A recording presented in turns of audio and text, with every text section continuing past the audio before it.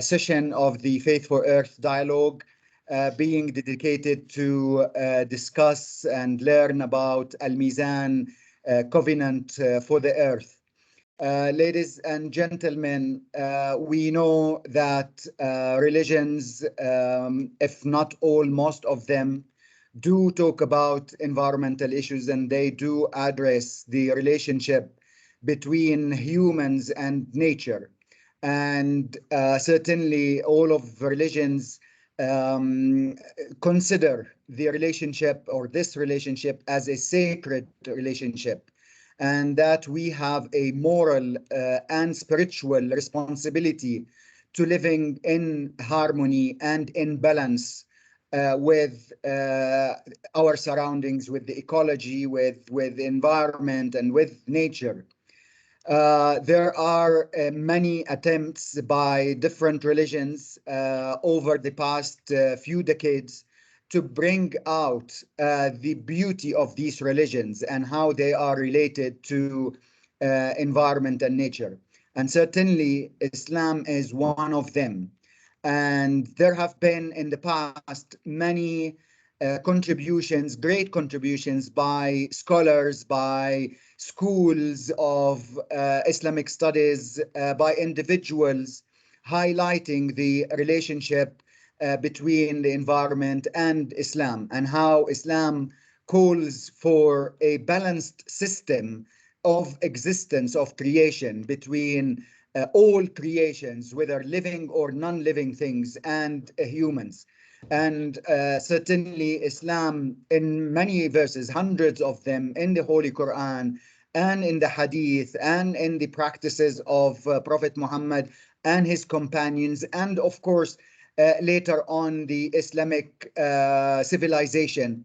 And all of these contribute to not controlling, but directing our behavior towards living in balance with our natural resources. Of course, I wouldn't forget all the efforts in 2015 leading up to COP, I believe it was COP 21, the Paris Agreement, where there was an Islamic declaration on climate change, bringing in different Islamic sects together and presenting to the global community a unified position of the Islamic nation in terms of climate change and our responsibility. There have been many books, many articles, many publications by renowned speakers on the relationship between Islam and the environment. However, what we, with our partners from the Islamic community and scholars, and certainly after we have had a meeting of the Conference of the Islamic Nation, Ministers of Environment of Islamic Nations, in October 2018, I believe, or 19, I forgot it was, 19. And there, the conference adopted a strategy for engaging with faith actors and on Islamic and environment. And during that conference, a group of people came together and discussed what else can we do? How can we bring this beauty in the relationship between environment and the directions that are given in the Islamic culture to the upfront of the international community, not only to serve Muslims and Islamic institutions, but also to be a guidance to humanity in general. So it was agreed with the partners, the Islamic Foundation on Ecology and Environmental Studies, ICISCO, of course, a number of important scholars who have contributed to the previous declarations, that we need to bring something that unifies all Muslims around one coherent message, or a number of coherent messages coming from the Islamic culture. So the idea of Al-Mizan, Al-Mizan means the balance in English, and it means in Arabic that God created everything in balance, the skies, the systems of being in general, the living and non-living thing, everything has been created in balance according to the Holy Quran. So the idea of coming up with an outcome document, a covenant, an outlook document that highlights this beautiful aspect of Islam and also puts forward some recommendations for individuals as well as institutions to follow, to live the way Islam has requested Muslims to live. So we started working on the covenant. We have 13 renowned, very respectful scholars from different regions representing Islam, and they started working together in putting the Al-Mizan document, a covenant for the earth. And over the past 2 years, this work has progressed.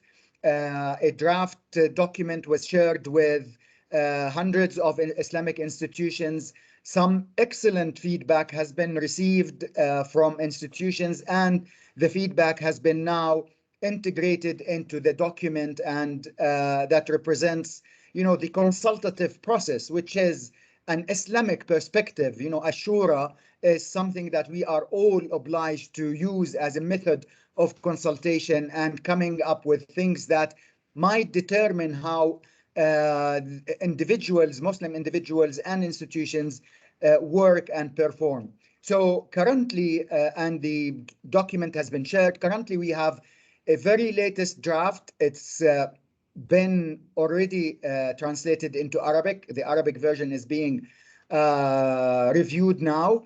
And hopefully what we're hoping is to have it adopted by an Islamic system, maybe ISISCO, maybe the Cooperation of Islamic Organization, and so on and so forth. So it could be a guiding principles for Muslims and for humanity.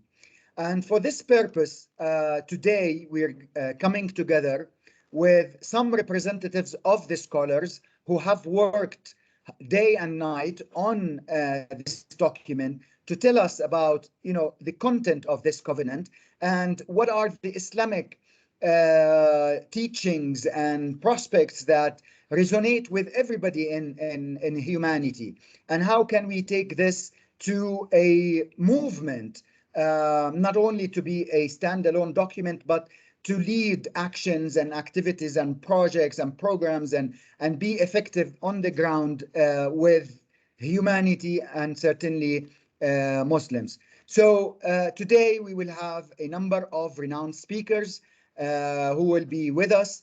We will start with the two co-editors or authors of the document, Sidi Fazlun Khalid and Dr. Uthman Lewlin.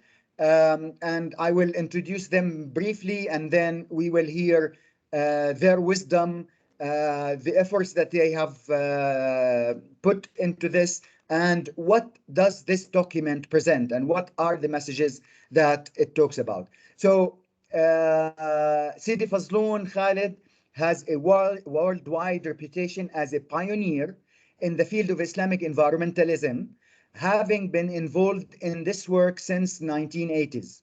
He was recognized as one of 15 leading ecotheologians in the world. And he founded the Islamic Foundation for Ecology and Environmental Sciences, which is now established as the world's leading Islamic environmental NGO.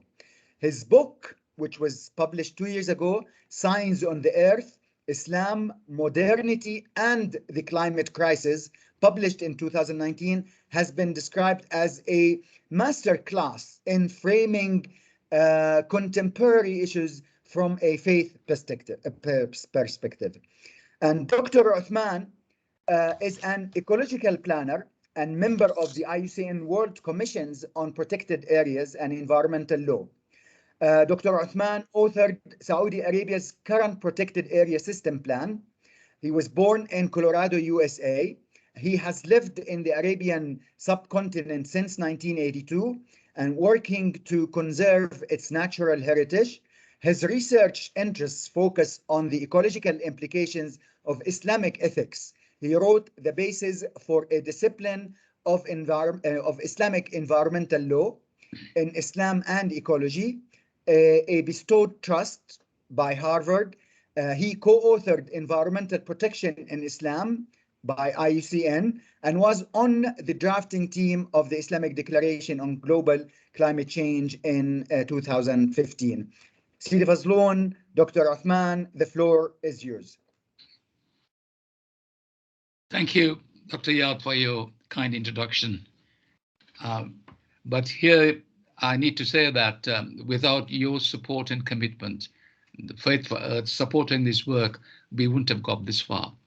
So we owe you a deep, deep debt of gratitude for taking this on and pushing us to new frontiers. And thank you for all your help. Thank you for all your help. I am going to just briefly map out a bit of background and then hand the rest of the time over to my dear friend and colleague, Sheikh Uthman, who's been behind the major part of the covenant, writing up of the covenant.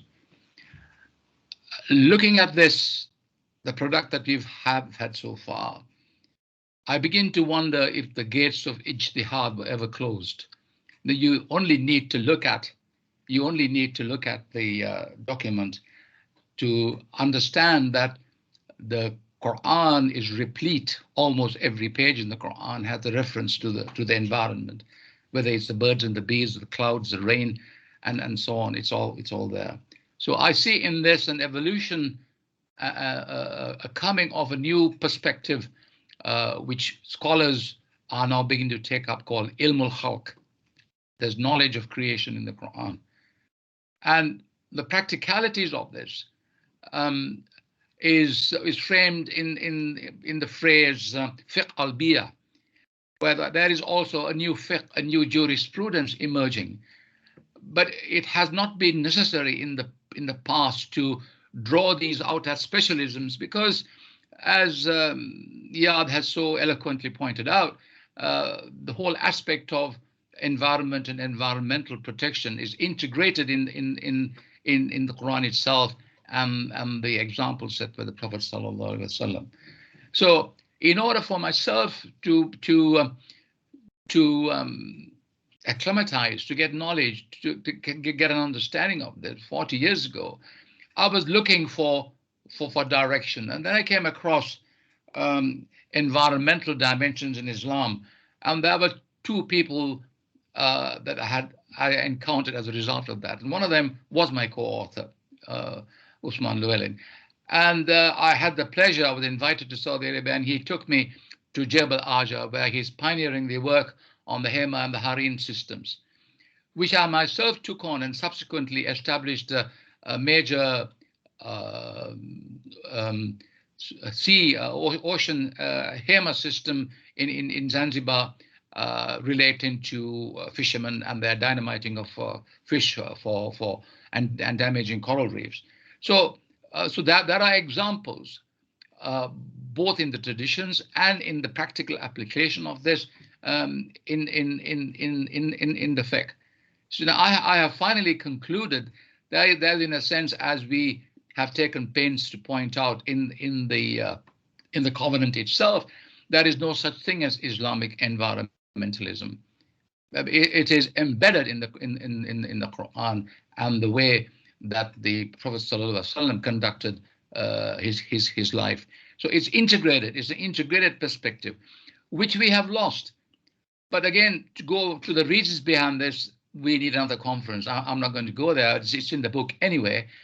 And for us to understand that this is our property now, that this is something that we have to take on, and this is something we have to exemplify in our behavior, and this is something that we can give the world, and then we can lead the world, because there are very specific things we need to understand. There are very specific things we need to do, and there is a program which is at the back of the covenant that we hope to begin to implement when the whole thing comes out and is finally launched in the coming months.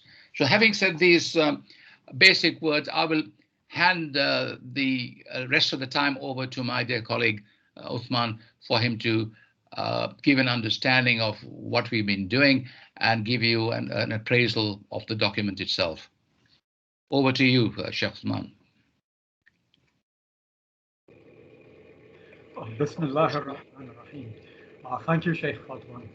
And Sheikh Fadlan hasn't said so, but he led the effort to develop an Islamic charter for the earth as we first conceived of it for more than 2 decades. So he, more than anybody else, is the father of this document, Al-Mizan, a covenant for the earth. Jazahullah khair. Well, as co-author, I'd like to offer you my reflections on the content of Al-Mizan, a covenant for the earth. We begin with an appraisal of the state of the earth. We approach the earth as a blessed creation of the Lord of all beings, who holds us to account for all we do in it. We reflect on the human legacy in light of global climate change and the loss of the earth's biodiversity. And we seek to identify how, through abusing it, we humans have desacralized our understanding of it. And we try to, through this understanding, rediscover what we are.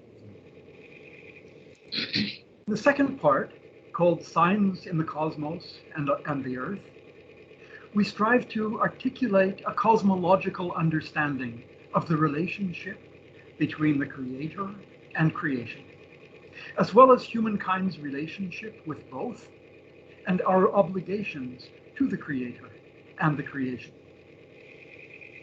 An understanding that would enable us to see with clarity how we might make right what we have wronged. The cosmology of our faith is rooted in the recognition that all things in the heavens and the earth are signs of the Lord of all being, and that they support one another to the glory of the Lord of all, who holds human beings responsible to work good, salihat in Arabic, to work good in the earth, and to keep far from wreaking corruption and devastation, fasad in Arabic, in the earth. The third part of Al-Mizan is entitled The Ecological Ethos and Ethic of Islam. And in this part, we strive to clarify and articulate the essential ethical teachings and values of our faith, that they might motivate us to commit ourselves to the behavioral changes that are needed in keeping with the tradition of the Prophet Muhammad and all the prophets, upon them be peace and the blessing of God. The ethos and ethics of our faith are steeped in revering the Lord of all creation, taqwa in Arabic, revering the Lord of all creation in our treatment of every creature, and devotion to the Lord of all by working utmost good and beauty in all we do. The concept of ihsan, utmost good and beauty.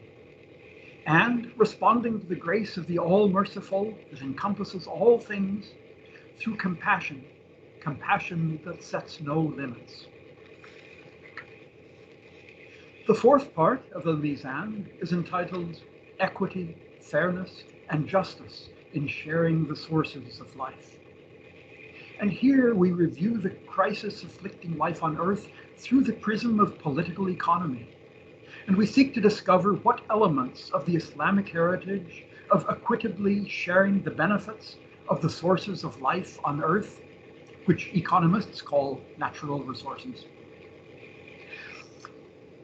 how this might help us to address the inequities and to realize a more sustainable approach to living a good life without compromising the ability of other species and of future generations to meet their own needs.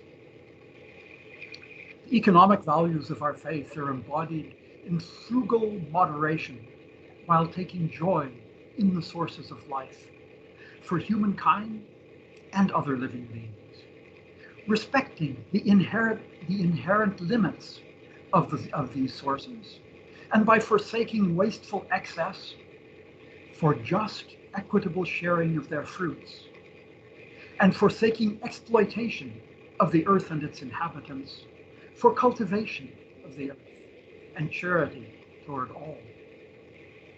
The fifth and last part is the principles and practices for tending the earth.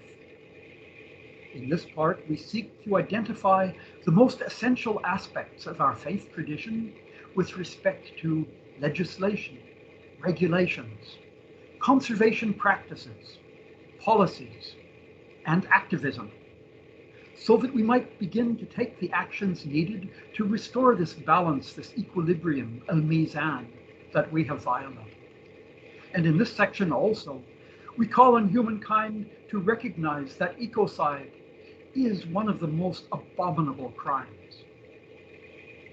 The law of our faith and the policies and practices derived from it aim to secure the rights and the welfare of all things, to secure good and avert harm, evil, and to realize the human responsibility known as khilafah on the earth. Thank you.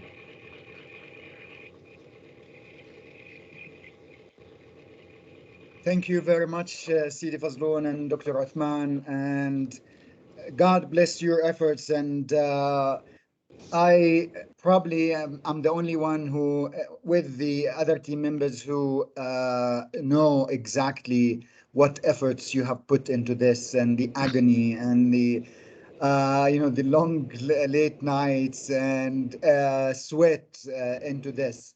And I believe it is shaping beautifully well.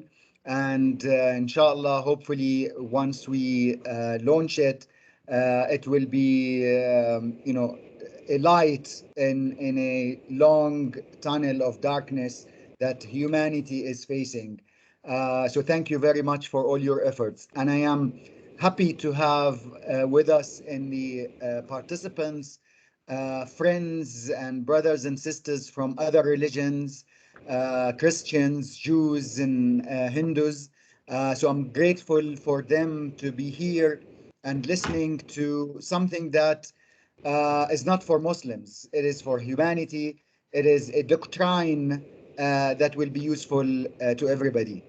Ladies and gentlemen, as I mentioned briefly when I started, Al-Mizan is not only a document. We're not hoping it to be only a document. We're hoping it will be a movement that takes us to actions on the ground, that brings people together, that increases knowledge, brings awareness, and produces new science and knowledge about issues related to Islam and environmental issues. And on this, we have with us my dear brother and young brother, Kamran Shizad. Kamran is the director of the Islamic Foundation for Ecology and Environmental Sciences. He's also the sustainability lead for the Baho Trust and the climate change advisor to the Mosques and Imams National Advisory Board in the UK. Kamran is a qualified environmental specialist with practical field and managerial experience in the sustainable development sector. He is a strong advocate of using faith-based approach in promoting the message of environment and guiding behavioral change. Kamran is a grassroots environmental activist. He has worked with a diverse range of faith groups and has produced toolkits, practical guides, and mobilized communities for climate action. Kamran holds a master's degree in environmental sustainability. He has been awarded Chartered Environmentalist status by the Society of the Environment and is a full member of the Institute for Environmental Management and Assessment. Kamran is also currently serving on the Civil Society and Youth Advisory Council to the presidency of COP26. Kamran, we're pleased. The floor is yours. Thank you, Iyad, for that introduction, and Thank you, everyone else on the panel and all our guests who are on this session today. For me, it's an immense pleasure and an honor to be part of this initiative. For me, it's a very exciting journey as I've had the opportunity to spend time with some great scholars and with other people on the team who have brilliant and phenomenal amount of practical experience. So I've gained so much throughout the process so far. We talk about Mizan and, speaking to various different people, quite often the feedback we get is, oh, there's so many faith-based documents that have been released over the years, which is true. Most recently, we've had the Pope's encyclical, the Laudato Si, which is very popular. We have the Lambeth Declaration. We have the Islamic Declaration on global climate change, and so on. So there's no lacking of faith-inspired declarations and care for the planet. And quite often we hear some criticism from practitioners who tell us that these declarations are only words. How do we translate these words into something more meaningful, into something more tangible actions that bring about change? And so I know when the Mizan team came together, it was with this in light that the Mizan team had in mind from the very beginning of putting the covenant together, that it must be very practical. It has to have something at the end that we can be doing physically. And from the very start, the beauty of this project is that, number one, it's been very participatory from the very beginning. The core team and the scholars drafting team has been brought together from around the world. They represent a range of continents, a range of languages, a range of schools of thought, um, a range of genders, race, experiences. So there's so much diversity and wealth of experience that these people bring to Al-Mizan. And then in addition to that, after the first draft was produced, as Dr. Iyad mentioned and Sidi Fazlul mentioned, that it's been sent out globally to all the scholars, to practitioners, grassroots activists, for them all to have their say and give their feedback. So it shapes the document. So it's not just about some scholars writing what they feel is right. And we're very proud to say that this consultative process has given us this wonderful insight into what the Muslim community is looking for, what they would like from the covenant. And it won't just stop there. It will go through a process of being ratified either at the ISESCO or the OIC, so which gives it a lot more credibility and buy-in from the Muslim world. But even more exciting than that is that whilst the process is very consultative and participatory, we wanted to ensure that Al-Mizan is very specific in the direction of what actions the document should lead to.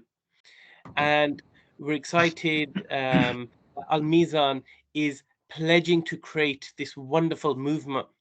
And we've sort of intended to create a 10-point action plan. The number one is to establish an academy for environmental teachings from an Islamic perspective.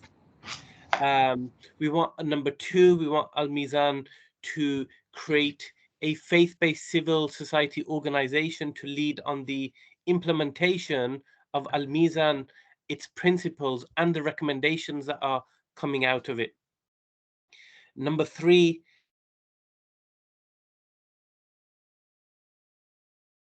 initiatives and campaigns from cities, universities, schools, institutions, civil societies across the entire globe.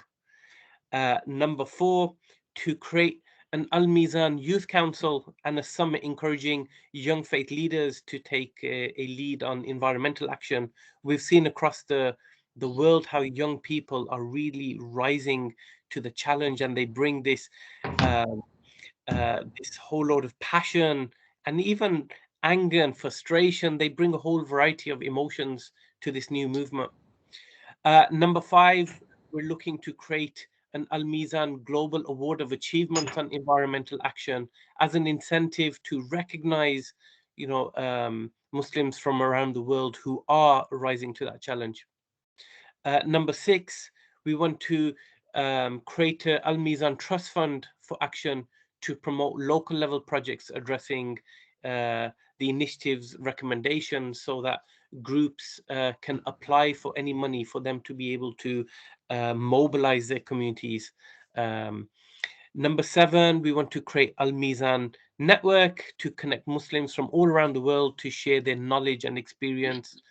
Number 8, we want to create an Al-Mizan International Day, which is dedicated to raising awareness and celebrate those actions around the world.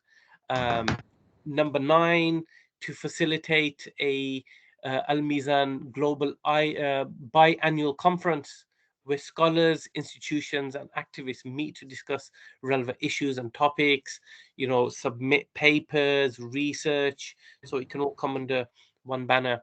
And number 10, to implement Al-Mizan Mosques initiative, which will mean that every participating mosque teaching pertaining to Islam and environment will be conducted, because we know mosques are in the heart of communities and they're in the right place to bring about behavioral change. So you can see these is a 10-point plan, a plan of movement that we want Al-Mizan to initiate. And during our consultative process, these action points were really well received and they were commended by reviewers. But we were also reminded, especially by grassroots activists, that most of these initiatives should be autonomous and decentralized in order to empower local communities to integrate their own local knowledge, their own culture, their own heritage into the Al-Mizan covenant. And as the core team and the scholars of Al-Mizan, this is a point that we are very well mindful about, and we are keen to stress the importance of people being able to, and to be encouraged to make the covenant their own, to have ownership of it, and to have the ability to diversify their approach. And this will maximize their impact in the local communities. So we're quite excited about this. And as it was mentioned earlier, whilst this is a mainly Muslim initiative, we don't intend to work on this solely as Muslims. We want to work with the wider environmental movement, regardless of faith and backgrounds. And this includes working in partnership with the likes of, the Pope Francis's Laudato Si movement, with the Unet strategy for engaging with faith-based organizations, and of course with Faith for Earth and various different other organizations. Everybody who wants to be part of this, it will be a wider movement. So my friends, watch this space for some exciting movement initiatives that will come about from the launch of Al-Mizan, a covenant for the earth. It's not easy, there's lots to be done, but we're looking forward to you all being on board and making this a very successful and fruitful initiative. Thank you very much. Thank you very much, Kamran. And indeed, this is an ambitious movement looking forward. And we are hoping that its elements, of course, I don't think that there will be one institution running all of these. We are hoping a number of institutions will come together and run aspects of this movement. So for the listeners, don't think that we have it all figured out. We don't have a design. We don't have a structure that will lead this. So we are reaching out to all partners and organizations to team up with us and make this happen. And as Kamran mentioned, one of the first movement initiatives is an academy, Islam and Academy, or Islam and Education. And education is important in all aspects of our life. So whether it is for behavioral change or whether it is to convey knowledge and make people aware of their surroundings. So education is at the heart of everything. So we have today with us also a renowned, respectful professor, Professor Azizan Bahruddin, who will be talking about Islam and education. And Professor Bahruddin is the Director General of the Institute of Islamic Understanding, Malaysia University. She is the chair in climate change of University Kibangsasan in Malaysia, and honorary professor of the Center of Civilizational Dialogue of University of Malaysia, and member of the National Council of Islamic Religious Affairs in Malaysia. She was appointed as a member of the UNESCO International Bioethics Committee and a member of the drafting committee of the International Islamic Declaration on Global Climate Change in Istanbul, that many of our scholars are part of, in conjunction with the Conference of the Parties that was held then. And she specializes in several areas such as bioethics, interfaith, intercivilizational dialogue, Islam and science, environmental ethics, and religion and sustainable development. She has published more than 200 books, book chapters, monographs, journal articles, and newspaper articles in the above mentioned field. Dr. Azizan, we are honored to have you with us. The floor is yours. Thank you so much, Dr. Iyad, Director of Unet Faith for Earth, UN Environment Program. Bismillahirrahmanirrahim. Alhamdulillahirabbil alamin wassalatu wassalamu ala asyrafil anbiya'i wal mursalin wa ala alihi wa ashabi ajma'in. Rabbi shrah li sadri wa yassir li amri wa hlul min lisani yafqahu qawli. Respected speakers and also everyone present in the meeting tonight, Assalamualaikum warahmatullahi wabarakatuh, and a very good evening. It's 7:30 p.m. in Kuala Lumpur. So I'm very happy and very grateful that you have invited me today to share some points regarding Islam and environmental education. I simplify the topic given to me in those terms. I think this is a very important area, and I think all of us in this group tonight are very close to this issue of education.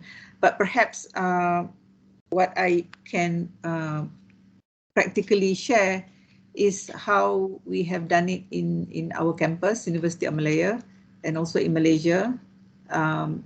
And I say this because since we are not discounting our friends, or we are not being exclusive in that we are inviting our colleagues and friends who are non-Muslims to be with us on this endeavor that Al-Mizan is trying to achieve. So thank you so much for making me someone who is part of the process of making Al-Mizan a document which we will share after this. And actually, to tell you the truth, we can't wait for that document to be in our hands, so that we want to take it to the level where we can play our role.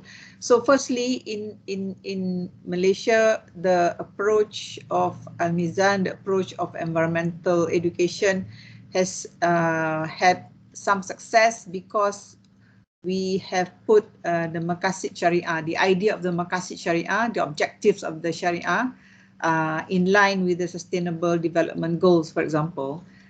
So even though this Maqasid sounds exclusively Islamic, but in the Malaysian context, it is applied in the whole of the government setup, in that all activities that may impact the environment are taken to task or given standards to adhere to, so that the environment will not be negatively affected.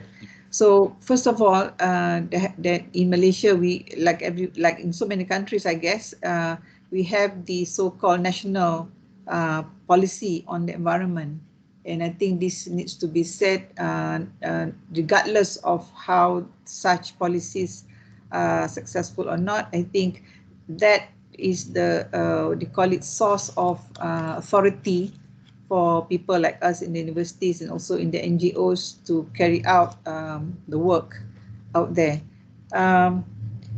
Sometimes it's not easy to work through the government system and structure for reasons I think many of us are aware of.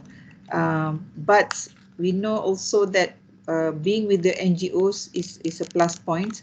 And one example in Malaysia is the Pergerakan Puteri Islam Malaysia, which is the Association of Young Muslim Women. And in this particular organization that we are talking about, they have 240,000 members of many age groups. And like you said, education about the environment can take place everywhere, anywhere, and especially the home. So these girls, these young ladies, they are either in schools, they are in universities and elsewhere. So in their curriculum, there is a very important components which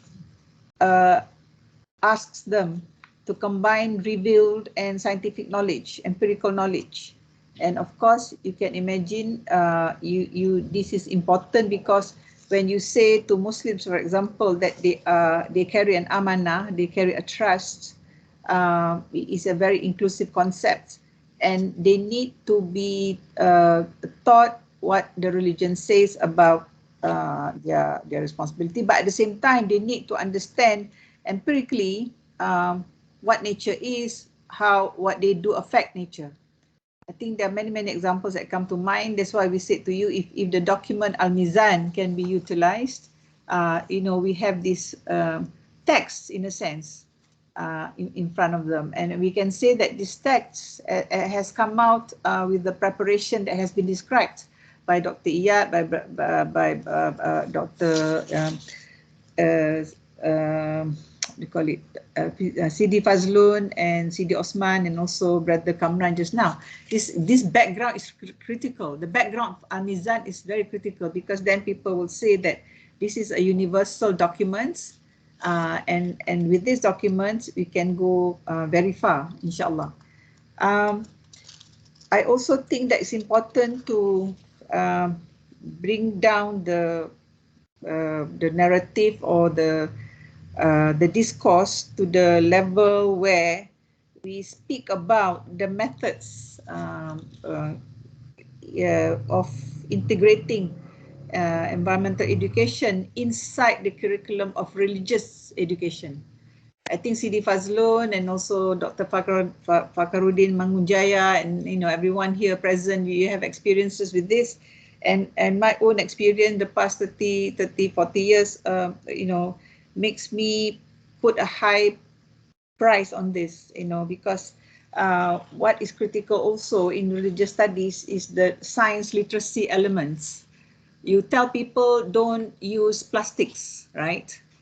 They need to know what is plastics to begin with. What happens when you put plastics in the ocean? What are nanoplastics, So this whole, what do you call it, scenario has to be empirically explained.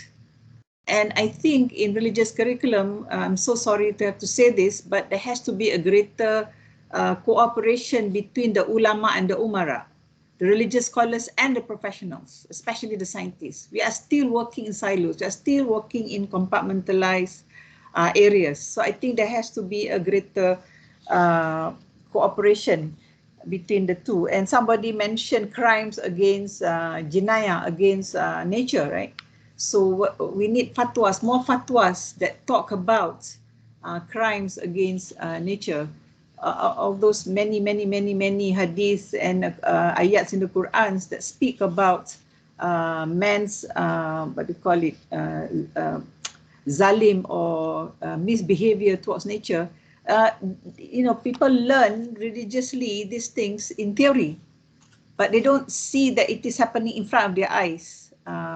Without embarrassing anybody, we're still struggling where we are with people polluting rivers, whereas most of our water is from rivers, and people think that when the rivers are polluted, we go for underground water, not realizing that if you suck out too much of the underground water, you get sinking land.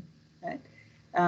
Jakarta, for example, the capital city of Indonesia, has to move to Kalimantan, to another place because the city is undergoing what do you call it, subsidence in the land area. And then if you are having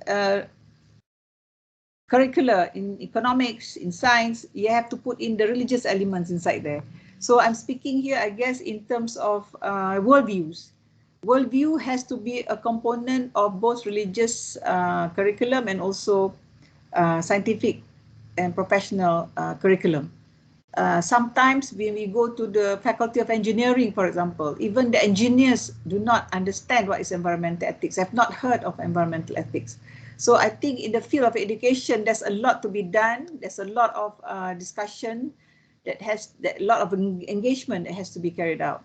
So being at the Center for Civilizational Dialogue, currently we are also very lucky in that we have partnerships with the Buddhists, Hindus, and Christian colleagues and other religious affiliations. As you know, Malaysia is very plural, so we hope to be a success story. And of course, the presence of Al-Mizan will help us to do that. I think that's all that I want to share today. And finally, the Institute for Islamic Understanding, where I was, Dr. Iyad, I have retired from there, and but it is one of the few organizations that has a radio station and a TV channel, and it's 24 hours working. And they have done a lot since 1992 in terms of educating the public. And of course, guests like Sidi Fazlun and Dr. Iyad and others, Dr. Ibrahim, those who have come to Malaysia, you would have been guests of IKIM. And I hope that IKIM will continue to play the role of the media, and I think other media are catching up, but not fast enough. So we'll work harder on that. Thank you so much. Assalamu alaikum. Wa alaikum assalam. Wa alaikum assalam wa rahmatullahi wa barakatuh. Thank you very much, Professor Azizan, for this important intervention. And I thank you also for stressing the relationship between science and religion or faith. And the beautiful thing about Islam is there's no difference, because Islam calls actually the men and women of religion, they don't call them Rijaluddin or the men of religion. The Quran and the Islamic culture calls them the scientists, al-ulama. So science is integrated into Islam and does not differentiate between, science, pure science, and it is all science and knowledge that has been gifted to us by God. So thank you very much. Also, we are talking always about how do we change the behavior of people. And the behavior of people, we behave according to what we believe in, our value system, our ethical approaches. So if I want to throw a paper from my window, I ask myself, what prevents me from this? Is it the police and policies, or is it my upbringing, my convictions, and my ethical understanding? So ethics in Islam is very important, and so many elements are there. And we have one of our shining stars with us, a person who is currently suffering COVID-19, has just returned from hospital a few minutes ago, but he's so committed to the cause. He runs it in Turkey, and he translated everything. He also started a newsletter. He established workshops, training sessions. He adopted it as his child. So I am honored and pleased to present Dr. Ibrahim Özdemir, who is the Dean of the Faculty of Humanities and Social Sciences at Üsküdar University in Istanbul. He's also the president of Üsküdar University Forum on Environmental Ethics. Dr. Ibrahim holds a doctorate degree in philosophy from the Middle East Technical University in Turkey. His major is environmental ethics and environmental philosophy.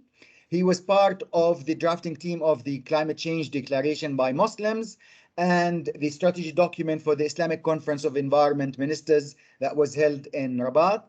His most recent publications include The Ethical Dimension of Human Attitude Towards Nature, Jalaluddin Rumi, and Confucius, and Messages and Visions for a New Century. Dr. Ibrahim, please take it easy. If you're not feeling well, we just want to hear your voice and your wisdom. But stay at your pace. The floor is yours. Assalamu alaikum. Thank you very much for this good words. It is these good words and good wishes and your prayers which brought me to here just from hospital. I am so happy to be with you because it is a long journey. We started together with Sidi Fazlun, with Osman, with Azizan, with also all other friends. I just, I am glad to be with you. But you and also Azizan put this very well, and Osman, and also Fazlun, and the Kamran. And this is, I will just emphasize the ethical dimension, moral dimension, which is the heart of the Quran. But unfortunately, for a couple of reasons, it is neglected. When we look at the root word of Islam, is coming from asil, which means peace, submission, or surrender. Quran discloses that peace is one of the names of God himself. Quote, he is God, other than whom there is no God. The King, the Holy, the Peace, the Defender, the Guardian, the Mighty, the Omnipotent, and the Supreme. So peace is a moral imperative for us as Muslims. Peace with God, a fully conscious and willing effort to worship the one Almighty God, peace with himself or herself, peace with family, peace with society, peace with the whole of creation. So Quran applies the term Islam to the entire nature and universe, insofar as it obeys God's law.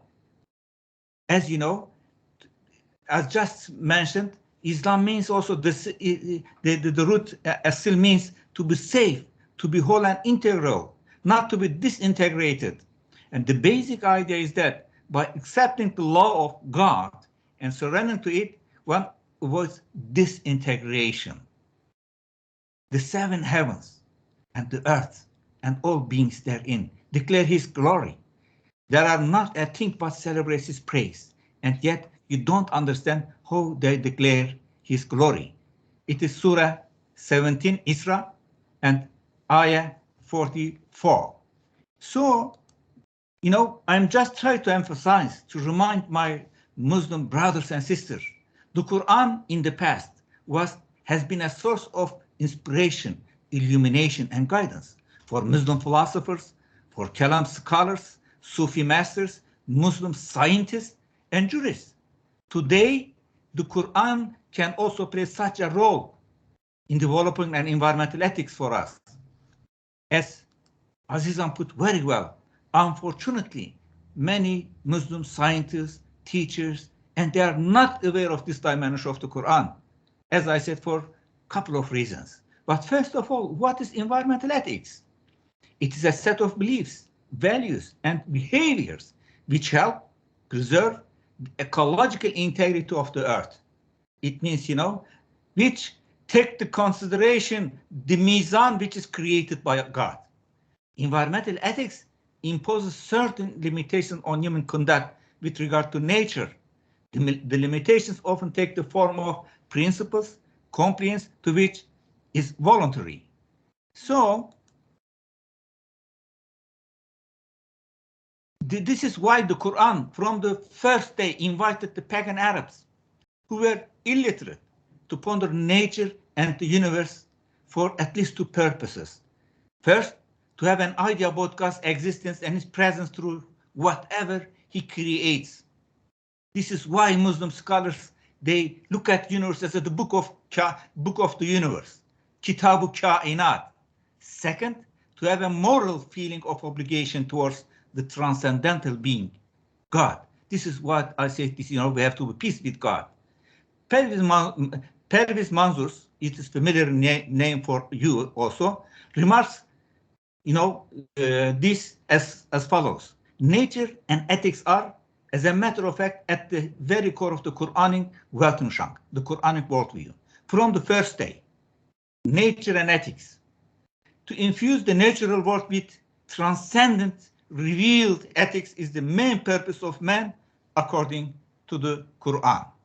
So, according to the Allama Muhammad Iqbal, the poet philosopher of the Pakistan, the main purpose of the earliest revelations of the Quran is to awaken in man the higher consciousness of his manifold relation with God and universe. First, to change his overall worldview, then to construct his image of himself, and finally, his attitudes, feelings, sentiments, and the patterns of his relationship with reality will begin to change accordingly, and history is a good example in this. But let's just remind the name of our declaration, Al-Mizan, justice, balance, what it means from an ethical perspective. You know, it might reasonably be argued that these verses, which emphasize the balance and justice, Surah Al-Rahman, in Surah Al-Rahman, as mentioned by my colleagues, they alone would be enough for developing an environmental ethic from the Quranic perspective. For these very verses establish justice and balance are universal. So nothing from a Muslim's or an economic system or educational system, whatever, cannot be unjust and unbalanced. They must to take by definition that justice and balance are universal values created by God. I have to take into consideration. So my economic system or conception patterns must be different from other civilizations. This universal balance is created by God, which at least a Muslim 5 times a day prays. Human must both attempt to comprehend this universal balance and to follow it in his social life as well as in his interaction with the environment. So it can be concluded by any sincere follower of the Quran, be he or she a philosopher, a scientist, an economist, an engineer, a technocrat, a statesman, or an ordinary human being, that he or she must respect and preserve this balance in his or her relation with the nature and natural resources. And the best example is our Prophet Muhammad, peace be upon him. He must be our role model for Muslim environmentalists. This is why, as a Muslim environmentalist and also my colleagues, we regard the Prophet Muhammad as the perfect man and the complete person, Insan Kamil, representing in his life and person an example all Muslims should aspire to follow. As the Quran addressing the Prophet, indeed you have been endowed with a noble character. Then reminds us, the Quran says, in the messenger of Allah you have beautiful pattern of conduct. And so it is up to us. We have to understand this pattern, because when we look at his life from an ecological perspective, the Prophet insisted on the protection of animals and the kind treatment of them. Torture and abuse of animals prohibited. They should not be ill-treated, but should be well looked after, kept clean, and employed in work suitable to their natures. Should not be loaded with burdens greater than they can bear. He put a ban on hunting, forbidding the arbitrary hunting of animals for pleasure or for sport. So I can give a lot of examples supporting this, my position. So what is more important as a moral obligation? This is in this consumption, in the world of the consumption, limitless consumption, capitalist system. Thoughtless consumption is prohibited by the Quran and also by the Prophet. Wastefulness is not only thoughtless conception of natural resources, it is at the same time disrespect towards Allah, the creator, sustainer, and owner of all bounties in the world. Therefore, eating and drinking of illicit food is lawful in Islam, but wastefulness is strictly forbidden. God says, verily, we have created all things in proportion and measure. It means morally, ethically, we have to take care of this proportion and measure. O children of Adam, it is chapter 7, ayat 31. Wear your beautiful apparel at every time and place of prayer. Eat and drink, but waste not by excess, for God loves not the wasters. So, in fact, I'm finishing in the history. When I look at the history from an environmentalist perspective, I saw many examples. One of the best examples is recorded by Western travelers of Muslim lands in 19th and 20th century. For example, Alfonso de Lamartine visited Istanbul twice in 19th century.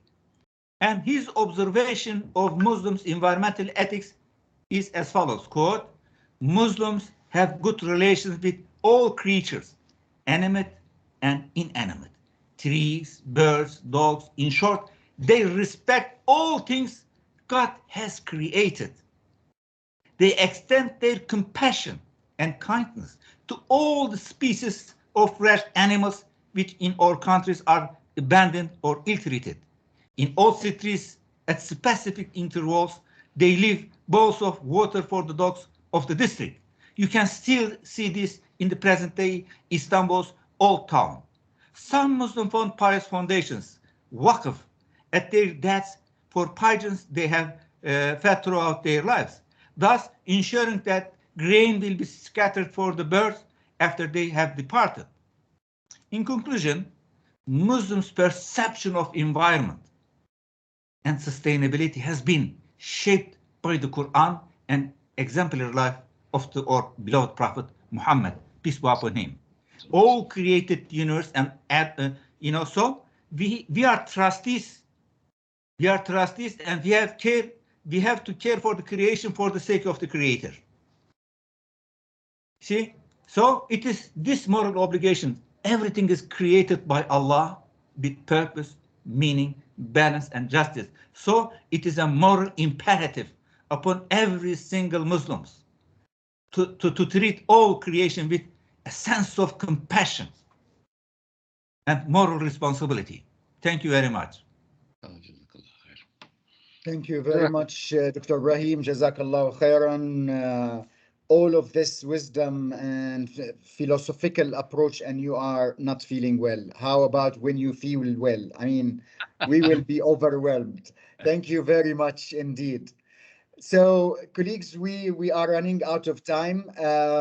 So we were supposed to have Dr. Fadila Grind from Department of Foreign Affairs and Cabinet Islamic Cooperation Youth Forum, but unfortunately she was not able to join us. So I will give the floor for 1 or 2 minutes to Kamran to talk about the role of youth. And because we know in the Islamic nations, more than 70 to 80% of the Islamic nation are young people.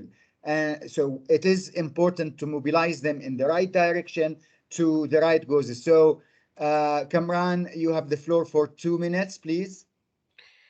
Thank you, Dr. Yad. As you know, I'm a big kind of advocate and for having young people involved, as is everyone else here.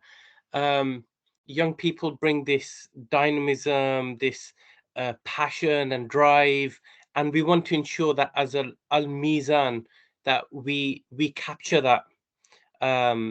Young people also feel sometimes distance from faith-based institutes. And so it's, you know, we keen, and young people are not always, we refer to them as the future. They're not the future, they're the here and now. And we have like this 50-page document, but nowadays with modern technology, a 30-second video clip, it probably has more influence than a big document. So we want to make sure that we get the expertise of these young people to say, okay, look, we have so many different audiences. How do we turn Al-Mizan into a document that is attractive to young people? How do we reach out to their values? How do we learn from them?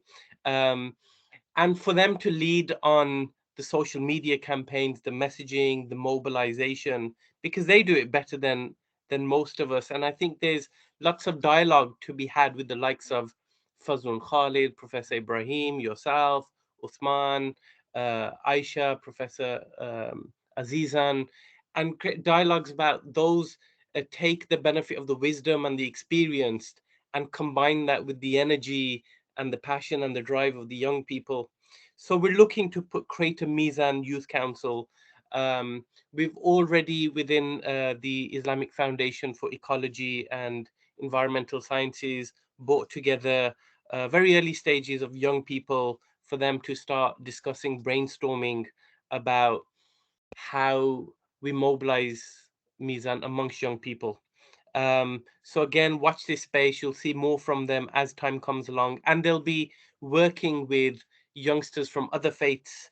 I mean, in the UK, we have the Unet Faith for Earth Youth Council, and they will also tie in with the Unet Faith for Earth councils from around the world. So I think you'll see this movement start growing bigger and bigger and bigger. Inshallah. Thank you. Inshallah. Inshallah, Kamran, with your efforts and everybody else's. So thank you very much, everybody, for this wonderful presentation and sharing of your wisdom. I would like to open the floor for any questions or comments or contributions. Please raise your hand so we know who will be speaking. Don't be shy. If you are a Muslim or a Jew or a Christian or wherever you come from, this is very important for us. We're all in this together, so let's hear from you all. So I do have Jay. So Jay, please unmute and speak, please. Good morning to all. And I'm sorry I missed Uthman's presentation. I just got the tail end of it. But it's a covenant we're discussing. And I wonder how much, Uthman, you know about the biblical new covenant principle and the challenges that Christians and Jews have bridging the governance gap between what the covenant says and people's behavior, because I think that would be something we could perhaps learn from, you could learn from with your Al-Mizan project. The challenge of moving from text, the written covenant, to real life. In Christianity, there is a confusion between the new covenant prophesied by Jeremiah and the New Testament, which is the books of Matthew to Revelation. They're not the same. And the confusion is to the detriment of Christianity and possibly Islam as well.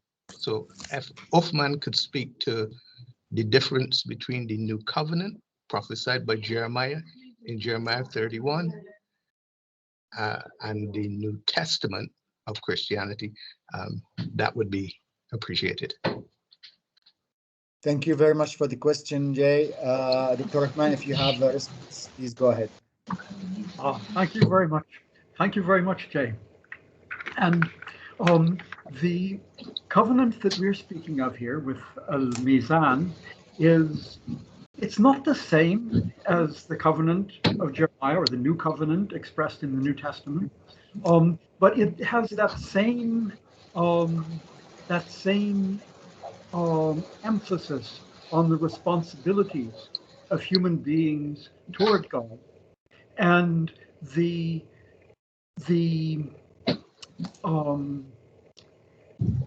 gap that you mentioned between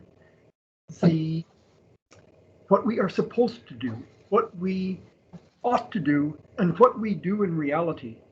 That is something that is a concern, and has to be a concern, a central concern of all people of faith in every faith tradition.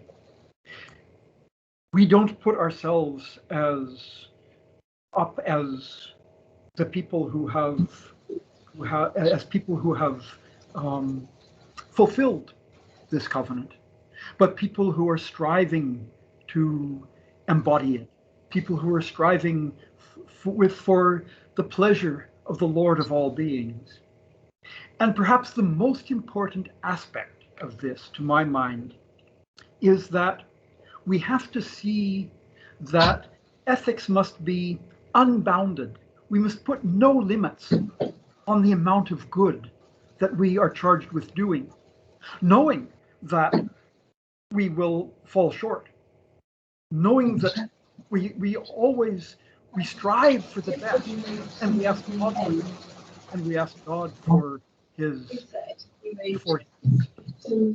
pardon when we fail to reach those heights. But if we fail to strive for those heights, then we have no way of even coming close to them. The highest good, the ultimate aim of life, as expressed in the Quran, is that God created death and life to try you, which of you work most good. خَلَقَ الْمَوْتَ وَالْحَيَاةَ لِيَبْلُوَكُمْ أَيُّكُمْ أَحْسَنُ عَمَلًا. And here the word for good is ihsan, the root meanings of which encompass beauty, excellence, and utmost good. And the Prophet Muhammad, upon him be peace and the blessing of God, explained that ihsan is to serve God as though you see him. For though you do not see him, he assuredly sees you. And he further declared that God has prescribed utmost goodness, ihsan, with regard to everything. So it's not enough just to do good. We're required to do utmost good to all creatures, as though we could see the Lord of all before us, knowing that the Lord of all sees us. What nobler aim could we have than that? It strips away all limits from our ethical horizons. Thank you. Thank you very much. And I believe we can talk more and more about similarities. Dr. Iyad, may I just say some words just regarding this question? Sure. Please go ahead. Because it is very important question. You know, Jamie, we just talked for almost a week, this core team, about the name of this covenant. And there was a lot of appealing names, but we decided on this, to be Al-Mizan, a covenant for the earth, because it is a common word for all, Abrahamic religions. This is just, we started a new dialogue, we established a new bridge of understanding and exploring more, which is unite us. And this is, you got the point, and thank you very much. This is just a beginning, there are a lot of things to understand our differences and our similarities. Thank you. Thank you, Dr. Ibrahim. And this is exactly a question by Frederick, and I believe Sidi Fazloon is interested to answering it. And Frederick is saying, from a literal point of view, would you consider Al-Mizan as being equivalent to Laudato Si? Are there any similarities, Sidi Fazloon? Yes, of course. I take the view that the Al-Mizan covenant is a parallel to Laudato Si, in the sense that it encourages our respective faiths to look at the sources, to understand what they are, and begin to act on that. I think in that sense, it is, they are similar. and also in the sense that it invites us to collaborate on a common inheritance. Creation does not belong to one faith or one dimension of humanity, because we share the same earth, the same water, the same air, we tread the same ground. So there are commonalities there which we could engage in to the benefit of all of us. So my question to your answer, is yes, there is common ground, and we need to work on that. And as far as Muslims are concerned, we need to first understand what it is. And the key people that we need to target are the ulama, who are key to the whole issue, and who through their teachings and their institutions and the Friday khutbahs can put this message across. Both of our individual responsibility and also working with others in our common responsibility to protect a common inheritance. Thank you very much. And I think we have learned a lot from Laudato Si. And this is when Laudato Si was started, it was a document, a papal letter, but then it became a movement. And we learned from that we should not produce a document. We should start with a movement. So we have been learning a lot from Laudato Si. We have Joyce De Silva. Please take the floor and ask your question. Thank you very much. I just can't wait for Al-Mizan to be published, and I would really like to know how soon that will be. Thanks to Fazl and Khalid, I've been one of the reviewers on the document, and I'm just so impressed. But I wanted to ask a question. I loved what Dr.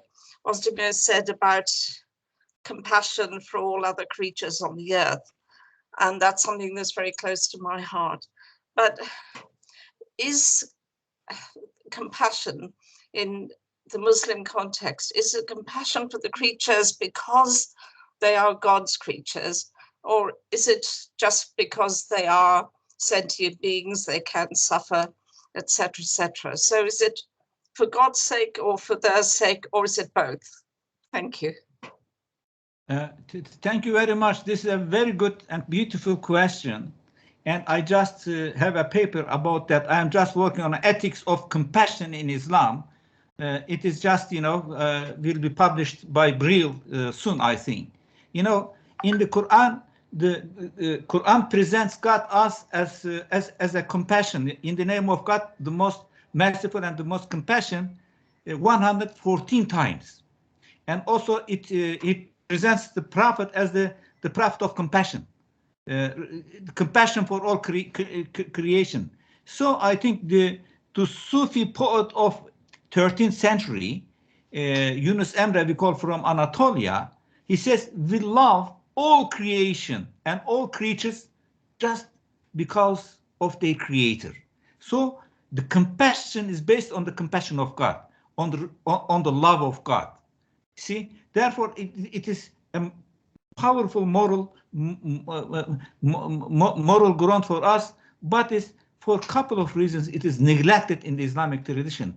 And the first example who discovered this, it is a Sufi, the first Sufi lady in Islam, it is Rabia al-Adawiya. It is just Margaret Smith, a British lady, wrote a dissertation on her in 1940s. So in the life of the Rabia al-Adawiya, you see, it is magnificent. You can see just the answer of your question, how compassion is,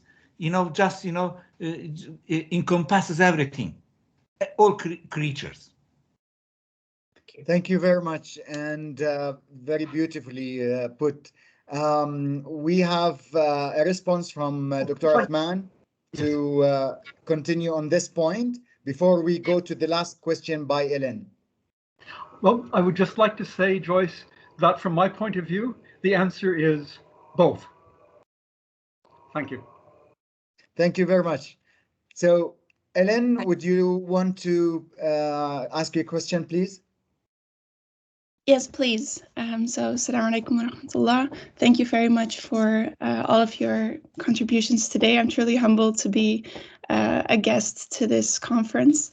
So what I've learned so far, and please correct me if I'm wrong, that a common challenge that we often face in environmental issues that is named in literature is the current separation between worldly life and religion, which, for example, in Sheikh Fazlun Khalid's book is exemplified through the current political economy or our view on environmental issues. So I guess my question is, what are ways that we can work on shifting this common perspective on religion so that we can truly start to practically implement religious principles as a solution?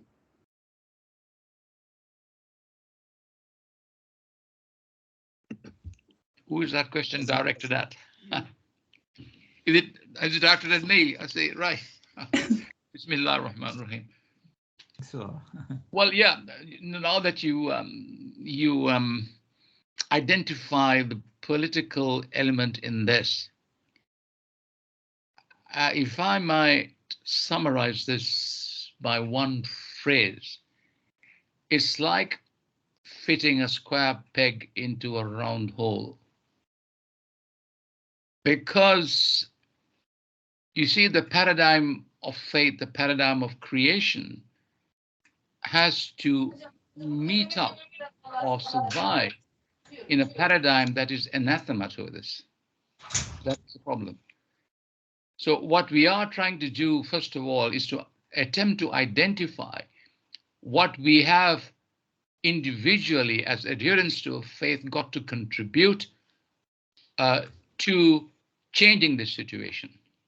You see, I am thinking of, and I'm working with scholars, both Muslim and non-Muslim, who are thinking of this in terms of paradigms.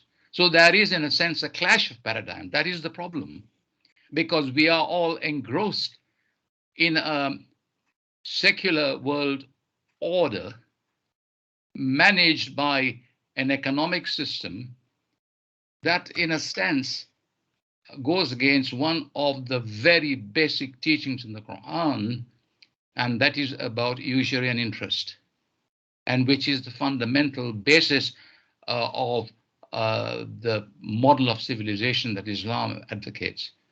So that is the issue that we have to grapple with. But at the same time, what do? We have to do what we are doing now. Attempt to identify what the sources are, attempt to recognize what they mean, and recognize the challenges they bestow on us, each one of us. So if we can then, as a faith where this particular aspect of economy is involved, first educate ourselves, because we are all involved in this. There are no Islamic countries, communities, or whatever that are not. This is the global system. We're in a global village.